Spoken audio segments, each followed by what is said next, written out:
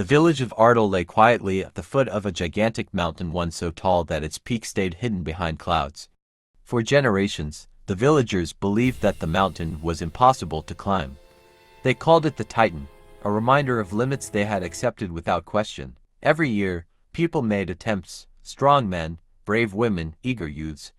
Yet every attempt ended the same way: failure, exhaustion, and the echo of the villagers repeating the same 5 words. No one climbs the Titan. But among those villagers lived a 17-year-old boy named Eli, skinny, soft-spoken, and ordinary in every way except one. He refused to believe the mountain was impossible. While others walked past the Titan without a second glance, Eli stared at it daily with a fire in his eyes. He didn't see a wall, he saw a challenge. His father, a fisherman with rough hands and tired eyes, often told him, "Son, you don't need to risk your life proving anything. Stay safe, stay here." But Eli felt a pull inside his heart that he could not explain. One evening, while sitting by the river, he whispered to himself, "If no one has done it, then someone has to be the first." And so, Eli began preparing. He didn't announce it to the village.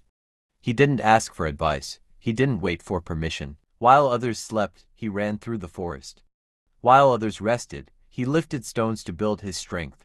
While others laughed at him for chasing the impossible, he stayed focused. Months passed. Finally, one cold morning, Eli packed a small bag, tied his boots, and walked toward the Titan.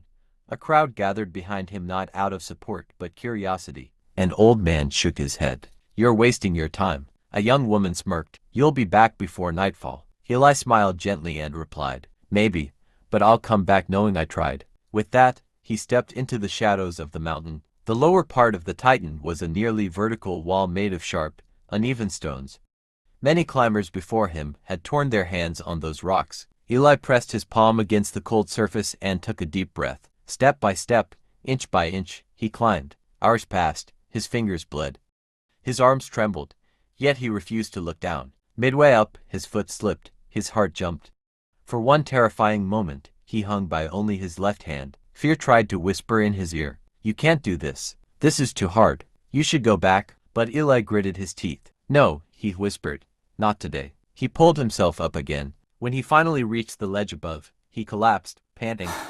The sun was setting. He was exhausted, freezing, and alone. But he smiled, because he had already climbed higher than anyone in the village had ever reached. Beyond the wall lay a dark forest where light struggled to break through the trees. Strange sounds echoed.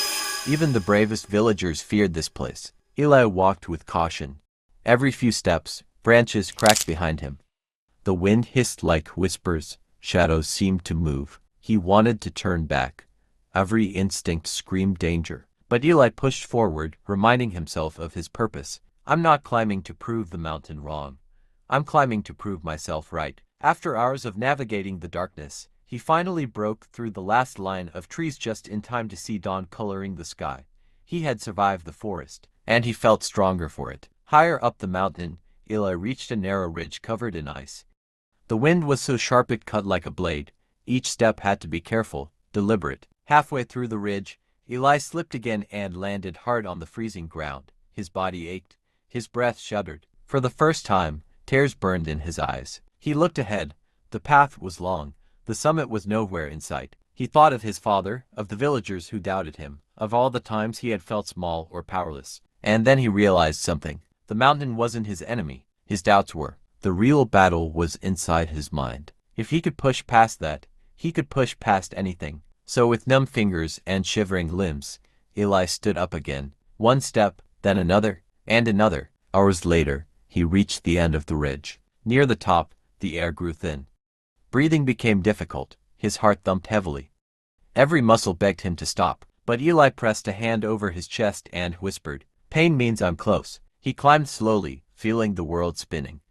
At one point, he dropped to his knees, gasping. He thought of giving up. He thought of turning back. He thought of everyone waiting below, expecting failure. But more than anything, he thought of the young boy he had once been, the one who dreamed of doing something great but never believed he could. "This is for him," Eli whispered. With the last of his strength, he pulled himself up the final slope, and suddenly, the clouds parted, the wind calmed, and there it was, the summit, the top of the Titan. Eli stood at the highest point, tears streaming down his face. He had done it. The mountain that had defeated everyone before him had finally been conquered. Not by the strongest, not by the fastest, not by the bravest, but by the one who refused to quit. When Eli descended back to the village, the people stared in disbelief. The old man who had doubted him wiped a tear. The young woman who mocked him looked away, ashamed. His father ran to him, arms trembling. "You did it," his father whispered, voice cracking. Eli smiled. "We did it, because you raised me to never give up." From that day on, the Titan was no longer a symbol of impossibility.